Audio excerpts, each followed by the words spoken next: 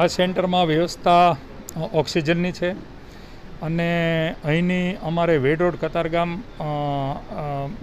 Medical એસોસિએશનના ડૉક્ટરો છે 15 અને 15 એમડી ડૉક્ટર છે. એ લોકોએ સંકલન કર્યું છે અને અમે આઇસોલેશનની અંદર પણ 10 થી 15 ડૉક્ટરો રાખ્યા છે અને એ લોકો દર્દીઓને જોવે છે અને દર્દીને સંતોષ થાય છે. અગર કોઈ બીજો પ્રોબ્લેમ જેવું લાગે તો અહીંયા ડૉક્ટરો એમડી એ સેવા માટે આવે છે પોતપોતાના ટાઈમે અને અમને સંતોષ છે અને દર્દીને પણ સંતોષ છે.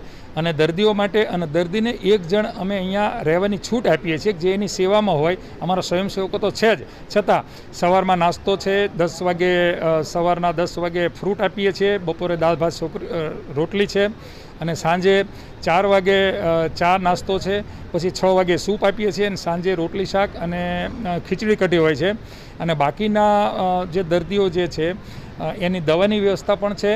દવા સહિત કંઈ પણ એમને સીટી સ્કેન કે કંઈ પણ કરાવવું હોય તો પણ આ સેન્ટરની અંદરથી ઉપલબ્ધ છે. બ્લડ રિપોર્ટ છે, રોજ 10 વાગે બ્લડ લેબોરેટરીમાંથી આવી જાય છે અને લગભગ બધા અહીંથી સાજા થઈને જાય છે. હજી સુધી કોઈને તકલીફ નથી પડી. આવું કેટલા દર્દીઓ હાલ સારવાર લઈ રહ્યા?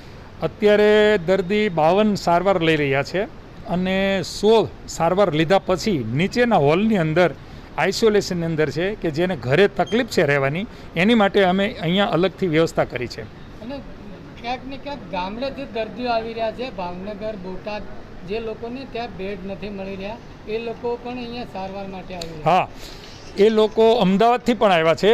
આજે કાલે સવારમાં એક દર્દી અમદાવાદથી પણ આવ્યા છે, બોટાદથી આવે છે, ભાવનગરના આજુબાજુના ગામડામાંથી આવે છે, વલભીપુરમાંથી છે, પછી સાવરકુંડલાથી પણ છે, ઉનાથી છે, એક તો મહારાષ્ટ્રમાંથી પણ એક દર્દી આવ્યા છે.